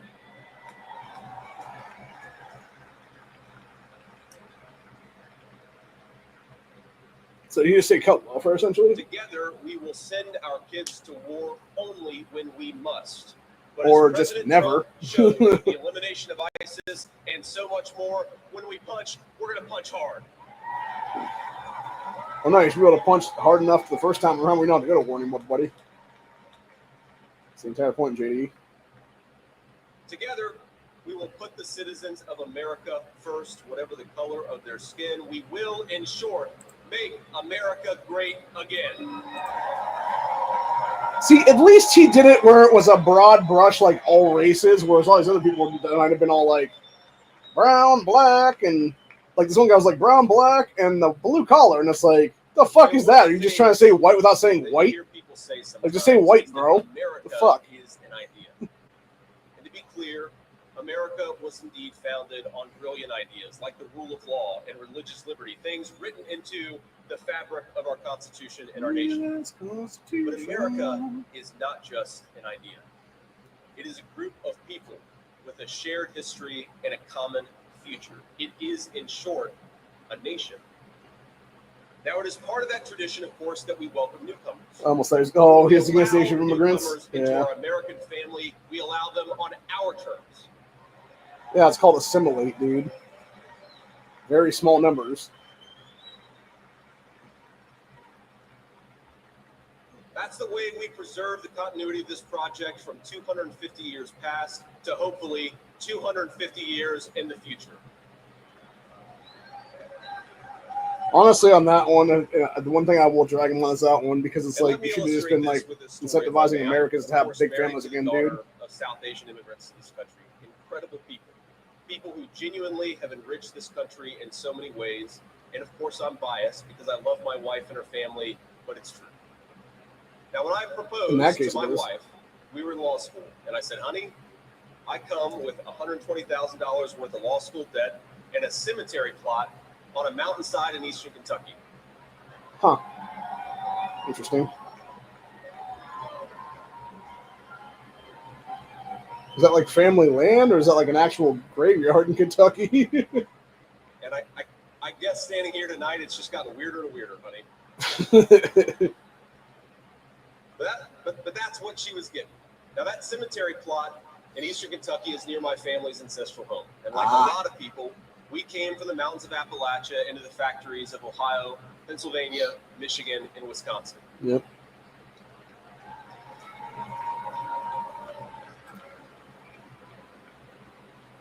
Now, that's Kentucky coal country. It's one of the 10...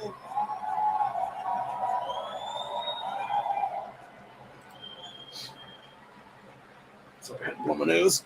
Now, it's one of the 10 poorest counties in the entire United States of America.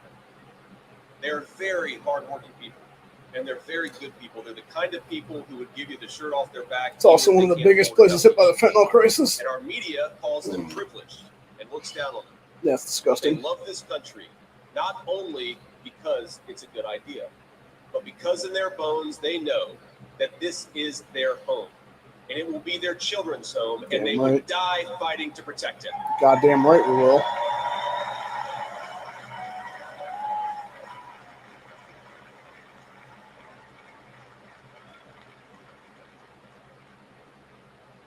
That is the source of America's greatness. As a United States Senator, I get to represent millions of people in the great state of Ohio with similar stories, and it is the great honor of my life. Now, in that cemetery, there are people who were born around the time of the Civil War. And if, as I hope, my wife and I are eventually laid to rest there, and our kids follow us, there will be 7 generations just in that small mountain cemetery plot in eastern Kentucky. 7 generations of people who have fought for this country, who have built this country, who have made things in this country, and who would fight and die to protect this country if they were asked to.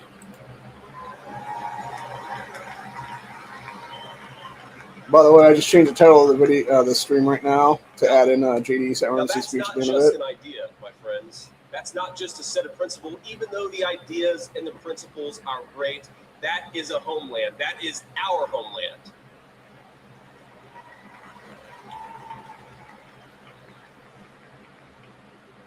People will not fight for abstractions, but they will fight for their home.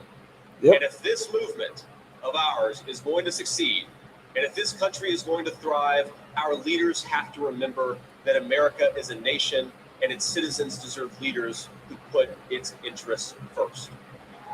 We also deserve leaders who actually respect the constitutional oath they swore to office. And if they're going to attack our gun rights, they need to be removed from office immediately on the fucking spot. We won't agree on every issue, of course, not even in this room. We may disagree from time to time about how best to reinvigorate American industry and renew American family. That's fine. In fact, it's more than fine. It's good. But never forget that the reason why this United Republican Party exists, why we do this, why we care about those great ideas and that great history, is that we want this nation to thrive for centuries to come.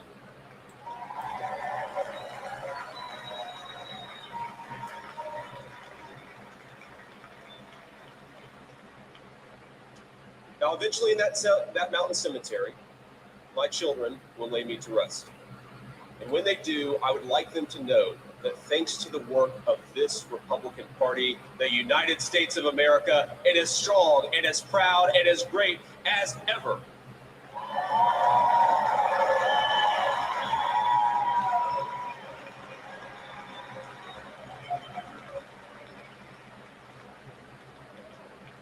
That is who we serve, my friends. That is who we fight for. And the only thing that we need to do right now, the most important thing that we can do for those people, for that American nation that we all love, is to re-elect Donald J. Trump, President of the United States.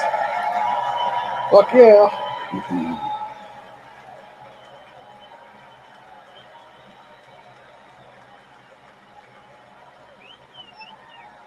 I don't know what it is about like Trump's like the way he's like has that like weird like smirk smile.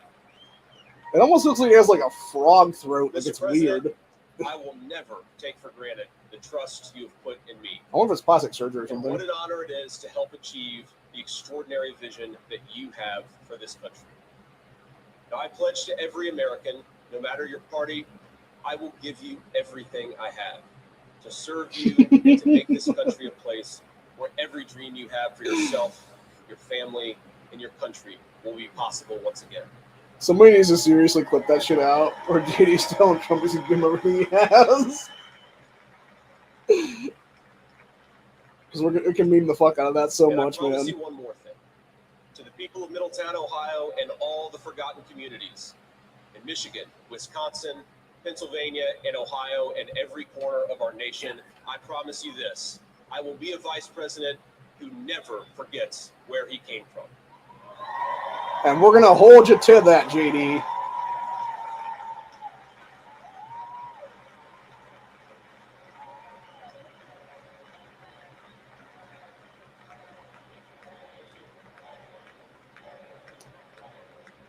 I just realized, is Wisconsin on Central Time? Because it would only be like And every 10, 20 single something day there for if the that was next the 4 case. years, when I walk into that White House to help President Trump, I will be doing it for you, for your family, for your future, and for this great country. Thank you. God bless all of you, and God bless our great country. Oh. I don't want to play that fucking music. So.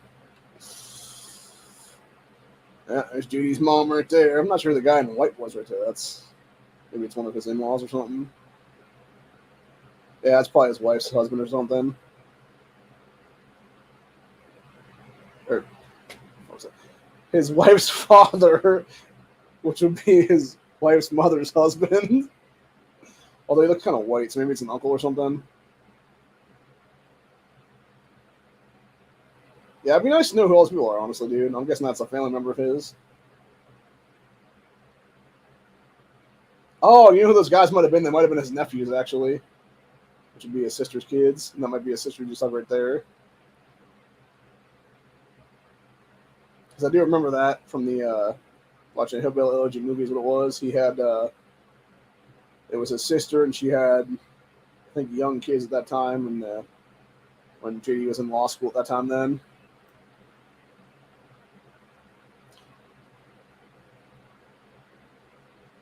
Yeah, there his wife's a better looking chick, honestly, dude. You can definitely tell she's graying out, though, a little bit there. In her, I'm guessing, late 30s, early 40s, somewhere in there. Yeah, that might be her dad, then, if that be the case. That would make sense.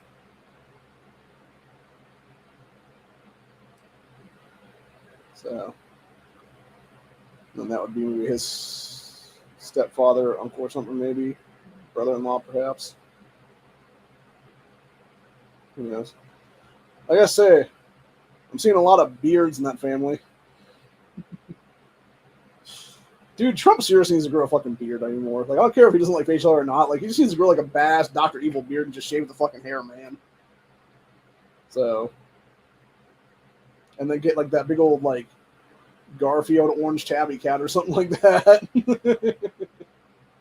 Or better yet, you know what he needs to get? He needs to get a fucking tagger and grow the fucking tagger, literally, from like cub to big ass tagger. So, yeah, looks like that's it for the speech then. Yeah, it was a good speech, man. I mean, I would have liked to hear a little bit of the Second Amendment in that one, obviously. But he did, like, the only thing really about the Second Amendment there was that his grandmother obviously owning a bunch of guns, is what it was. So I mean, you're saying about the whole thing? Pro-Trump, and I don't know if they were at a rally or what the hell they were at. I have no idea. And we're gonna do some chatception. They were asking him questions. Why are you voting for Trump? Blah blah blah blah. I'm gonna fair use you, NEA. He was like, don't you understand what's happening? We're gonna chatception you, He's bro. like, why do you think they're doing all this stuff? Why do you think they're moving all these illegal immigrants into New York, into Chicago, into all these places? He's like, do you think it's just because they're sanctuary cities? He's like, no. He's like, the Democrat Party knows. They know. Yeah. They're losing the Hispanic vote. Uh-huh. They're losing the black vote. Yes, they are. They want to replace those voters. Yeah. And he's like, they don't give a shit about us anymore. Nope. He's like, decades of Democrats saying they care about black people. They don't give a shit. No, they don't. Because the minute they think they're going to lose our vote, what do? Yeah, replacement, man. Voters. Get new people. Get them on a path to citizenship so that they don't have to care about us anymore.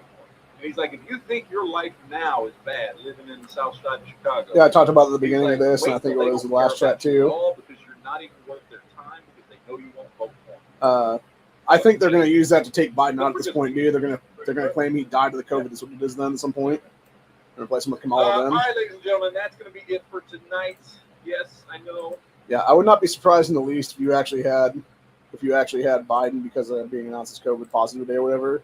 If they just use that as a smokescreen to literally like quietly like move him aside essentially, and then be like, oh, he just died of COVID that was supposed to be so mild.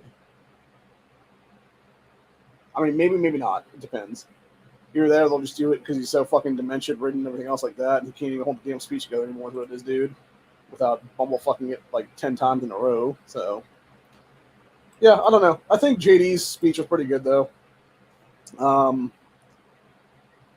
And to me, the one thing he did say with that one about grandma having 19 guns there and wanting a gun within arm's reach or whatever to protect her family, like that right there kind of shows, like he's not, directly saying that he's going to help support the Second Amendment there, Luis Valdez, but he's indirectly saying is what it is.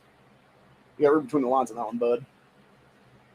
So yeah, to GOA guys out there, like, y'all are just going to shoot yourselves in the foot at this point, dude, if you're going to fucking pull your support from Trump and stuff like that, from the Trump Vance ticket specifically.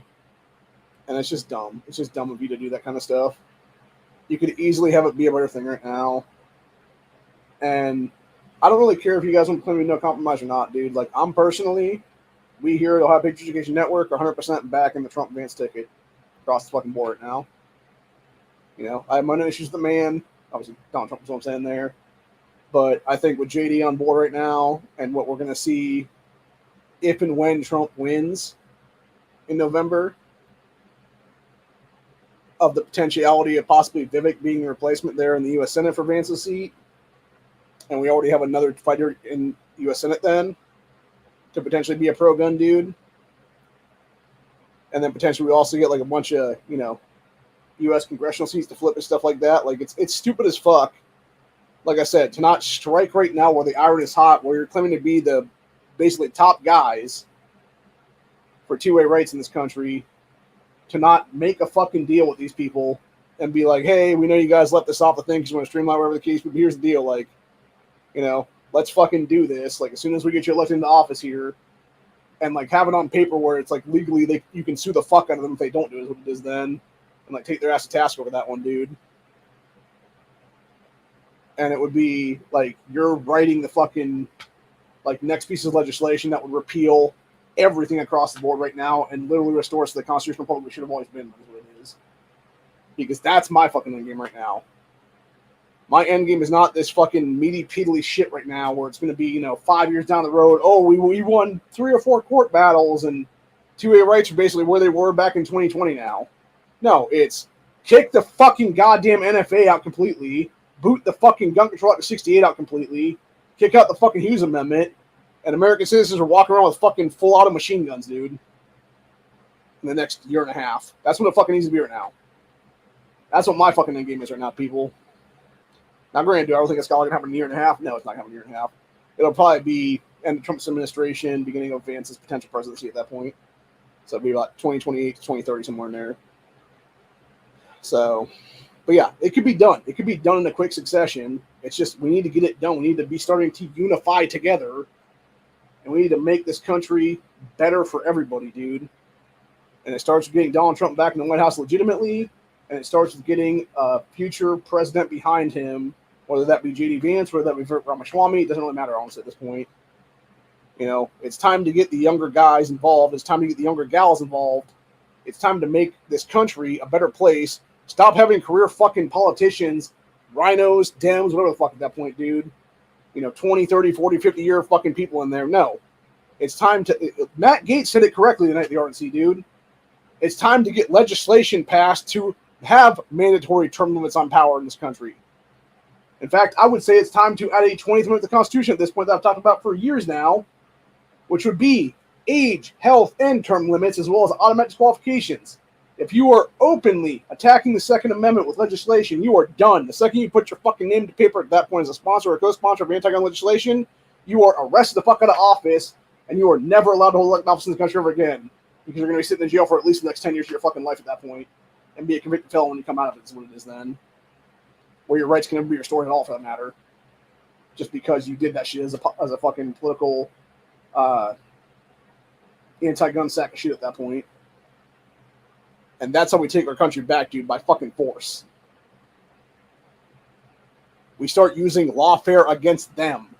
That's the problem, dude. That's the problem with the right entirely at this point, or even the center for that matter, is you have the left using this lawfare bullshit against us for years now, dude. It's like, no, it's time to kick them back in the fucking face. Figuratively, literally, whatever the fuck I'm gonna say that, but I don't care fucking anymore, dude. But it's time to do something like that, and we start using it against them. It's time, like, seriously. How the fuck has GOA and FPC not taken Bloomberg for every damn dime he has at this point, dude? That's my question. Like, you guys should literally have his billions of dollars in a fucking treasury someplace you can dole out to organizations like mine, honestly. It's like, oh, you need some money? Here you go, Ohio Patriot Education Network. Here's fucking $20 million or something like that. Like, that's what it should be, dude. Like, the real problem, and I've talked about this many times, dude, it doesn't matter what it is, gun organizations in this country. Obviously, the anti-gunners, the end game is for us to be all disarmed and dead, basically. But it seems like a lot of supposedly pro organizations, their entire goal is to basically make a job out of this thing and do just enough to not get fired, basically. Do just enough to be like, oh, see, we got this legislation passed for you, or we got this legislation passed for you. Here's the thing, you should support us. Here's like, $50 a day, or, a $30 membership every 6 months or something like that. It's fucking stupid, dude.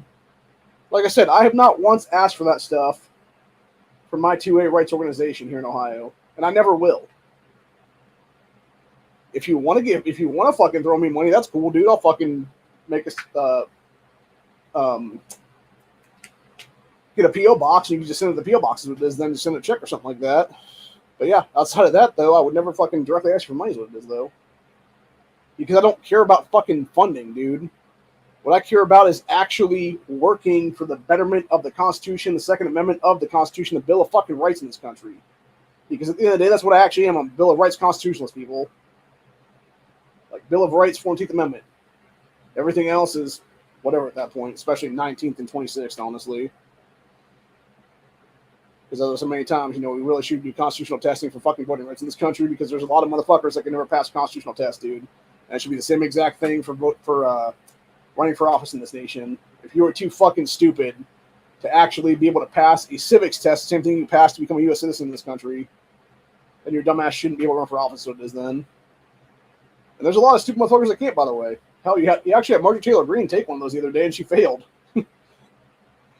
And the thing is, though, she actually took it, right?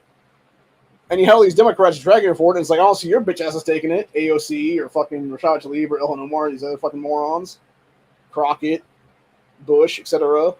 So, but yeah, anyway. I will be back at some point tomorrow for another Buckshot Thursday. I'm gonna throw a link out there to panelists and stuff like that. Everyone wants to jump in there or not. I'm gonna try to find my emails So I can I'll toss one if I can to Kirby Turtle too, for that matter, if he wants to jump on, or if he just wants to get on Discord there. To Never Famous Discord there, and I'll just drop in one in Discord. Know who it is. That's why I usually do my links there. So I don't think I could actually toss one onto the thing right now. Maybe I can. I don't know. But anyways, I still need. I said the other day I was going to do our new Rumble page. I still haven't got a chance to make that yet. Mostly because I don't know what it is this week, dude. I don't know if it's just drinking the barks here at night and then having a little bit of caffeine in my system and then being awake long enough to where I just, pass out for only a few hours. What it is or what? But I do need to stop drinking these, honestly, especially at night like this. But yeah, it's a whole thing. But yeah, that being said, though, I definitely want to get that thing going and get a new Rumble account for the network on there is what it is. It'll be a Hot Picture Education Network on Rumble then. And I think it's as long as we can get like 5 people to sub to that, we could do streams over there. That's what it is. And I'd like to do that there at least once a week now. And it might be something too where I do what Duke does sometimes, where he goes live on here for like a half hour or something like that. And then it's, he drops off of that, then goes live on Rumble for like, X amount of time, what it is then. The nice thing about Rumble, though, obviously, is too, like, with the exception of, I'm not really a fan of like the interface they do for their Rumble stream things, what it is there, which they can improve quite a bit, actually. They do it more like StreamYard or whatever the case be. Or just even have it be in what he says destination from streamer without needing a stream key and stuff like that. But yeah, other than that, though, it's a lot better for free speech is what it is, and especially the closer we get to this election cycle in the next few months now, I think it's going to be more and more they're going to try to suppress us here on YouTube, and I don't want to be suppressed is what it is. I'd like to be able to have my ability to speak freely is what it is then. Plus, there's a lot of stuff I can talk about over there on Rumble, like, I don't know, prices of guns, with pictures and stuff like that, versus if I did that here in YouTube, it's like an automatic channel strike, and I know there's supposed to be something in it, I think it's either today or tomorrow, I think it's tomorrow at some point, where it's like some new gun content policy BS, where I guess if you're like a channel that actually has like gun sponsors or something like that, they're going to try and hit you with like automatic strikes and stuff, which is absolute bullshit entirely. It's totally unconstitutional, by the way. It goes back to something I talked about years ago with us being able to, how it should be the content creators of the site owning the fucking site. And that should have happened when they tried to ban Alex Jones for life, pretty much what it is back in the day then. So, anyway. But yeah, other than that, though, that's where we'll be at for today, though. I will be back. I'm probably going to do a stream on the Streamlabs, actually, in about 15 minutes or so. On the Lidless channel for a little bit there, because it's going to be, I think, 1 a.m. is when we're going to have our thing done. So we got about 20 minutes or so before the next thing, and then it'll be like about an hour after that, give or take, is when we're going to do that 3-hour downtime then. So yeah, I'd like to get a little stream in there, because we did a bunch what do you call it now? The season skirmish thing that they created a while ago on that game is back again. I was able to get most of the things done already in the 2-hour window there, and I got a bunch of boxes to open up for possible Negan fragments, so I also got a couple Negan fragments already from some of the other ones that we did earlier today that I opened just off camera, so I'd like to do a little stream there is what it is, to open up all those, nothing else, because I think we're getting really close right now. I know that my second and third accounts are like probably going to be somewhere in like the 4.3 to 4.4 range of that character when it's all said and done come the end of the month here that it is. And then most likely my main account will be like, I know it's going to be at least a 5-star at that point, and I think it might be closer to a 5.1 when it's all said and done then, with how many frags we'll end up with now. So, but yeah, it's going to be good though. So anyway. But other than that, though, that's pretty much my for the day. Hope you guys enjoyed this, and I will see you all in the next one.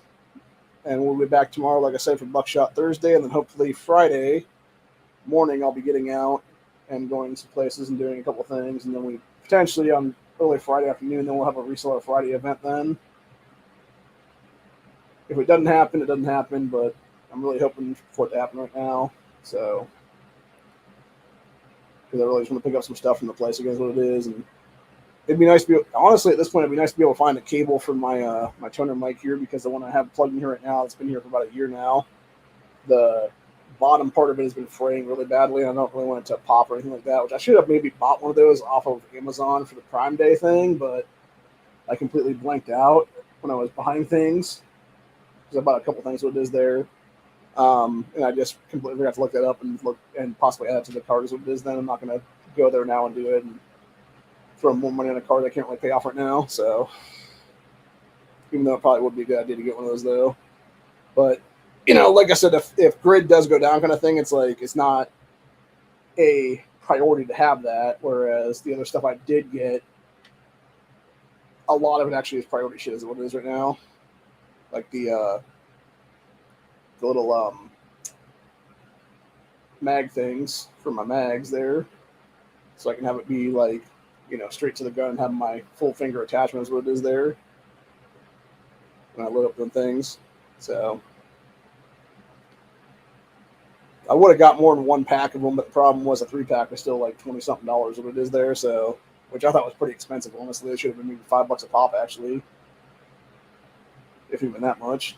So, but yeah, if I had a 3D printer, I'd probably be able to easily 3D print those things because it would just be getting the file and just doing a bunch of those myself then. But unfortunately, I don't have that stuff, and not having it is kind of an issue. And then, like I said, if I was to go to somebody else, like any who actually does have one of those things, he'd probably try to charge me a ton of money then. It's like I'd be better off just going to Amazon at that point, just buying another pack of them probably. But yeah, it's nice to be able to have those things though, is what it is. So,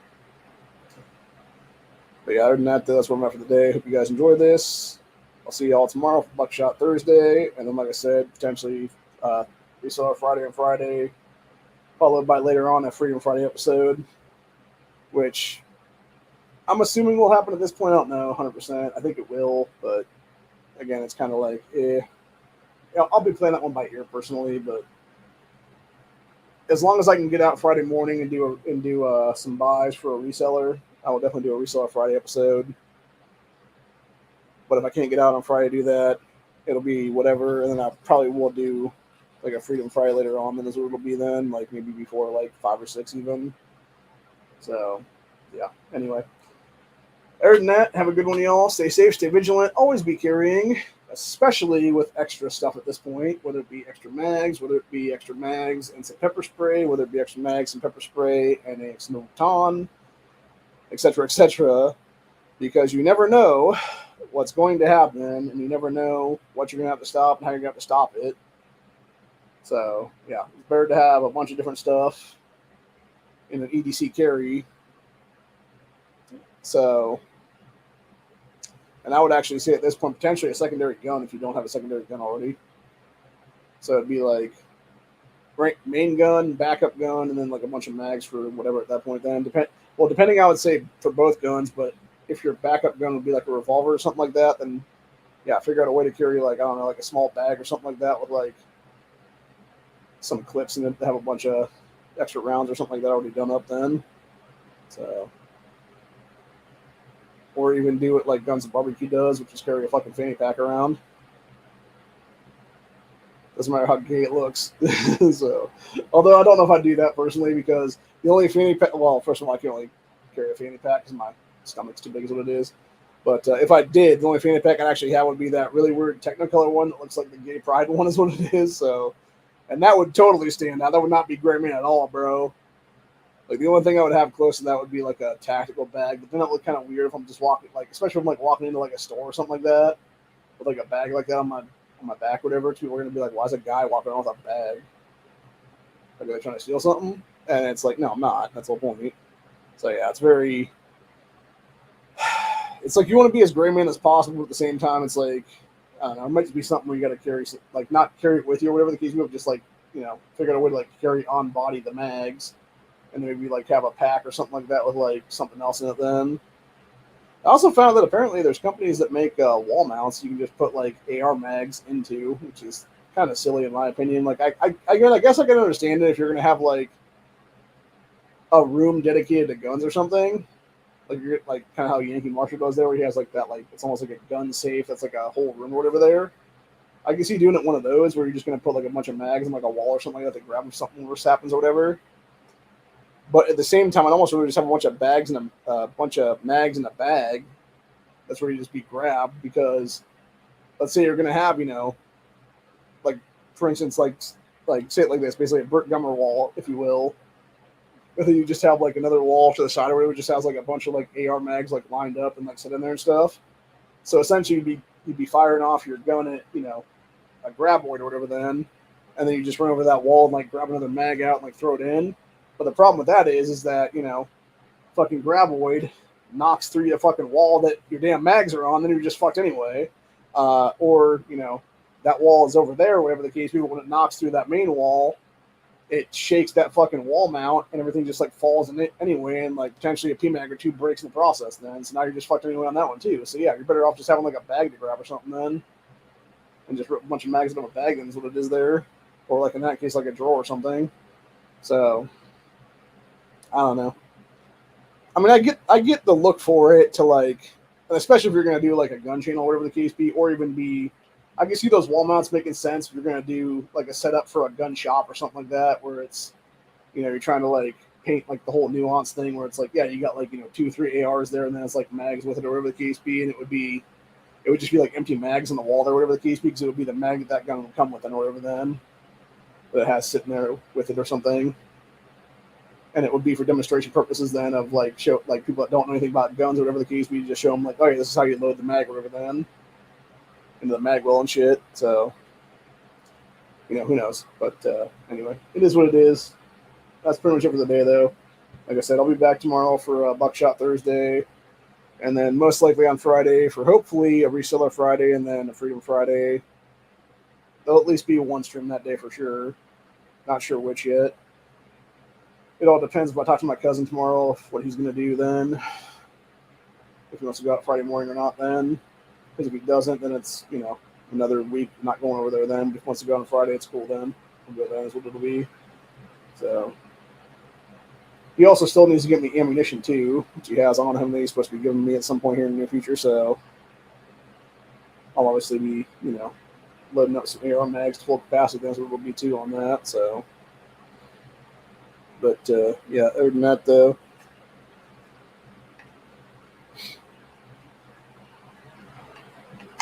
Fixed blade. I feel like I need to sharpen this like 1 or 2 more times just in case. Actually, what I need to do is I need to get a couple of my other knives that I have around here. I really need to get the one I've been carrying forever is what it is there, and maybe do a resharpen on that, or at least a polish on it is what it is there then. So as far as I'm aware, Daniel, they're only in Texas and Alabama right now. They don't have them in the state of Ohio at all, or any other state for that matter doesn't have them. It's only in those 2 southern states there. So I don't know how I feel about those things too, because the fact they're ATF approved, and then it's like having watched the video on them and stuff. Like you have to put an ID in it, and it like does like facial recognition to your face. Like it's kind of like some weird creepy surveillance shit, honestly, dude. So I don't know, man. Like, it just seems very, like, Because especially if you're trying to stay unidentifiable and stuff like that, then you're just basically being identified immediately is what it is then. Also, it would depend on price of the ammo, too, for that matter, in those vending machines, if it actually is a good price or not. So, but yeah, it just seems very strange. I mean, I get it for the purposes of, not wanting to have the thing robbed and stuff like that, or whatever the case be. And wanting to make sure, obviously, that you're selling to people over the age 18, all that stuff like that is what it is. So,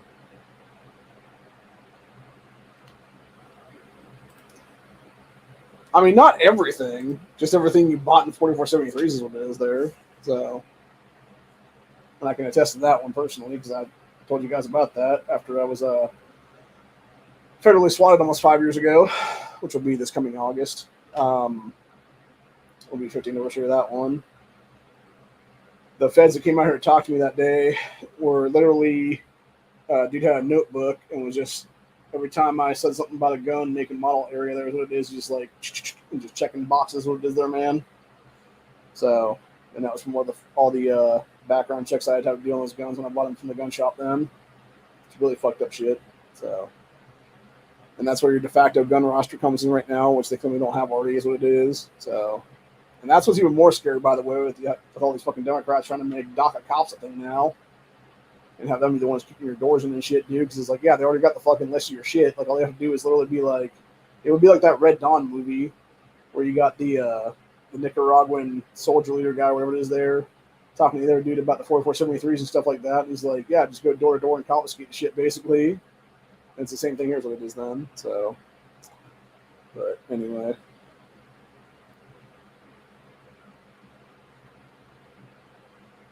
Oh, they put one of those apparently there in Texas. That's cool. Now I kind of want to see if there's that story out there before we go.